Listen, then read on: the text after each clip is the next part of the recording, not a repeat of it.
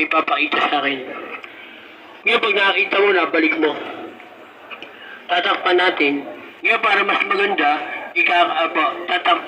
takat na natin sa 3.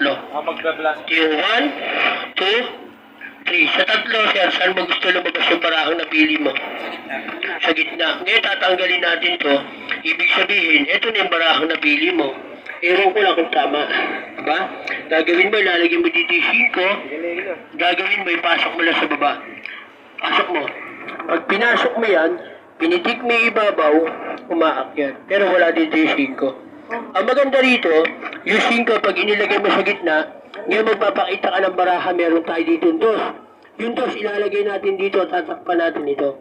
Ibig sabihin, ito na yung card na napili mo. Pag ipinasok ko yan, nag-snap ako na andito na yung barahang napili mo. Walang bilis na kamay ito. Diba? Ang gagawin mo, ikakat mo lang. Meron tayo dito ang gantong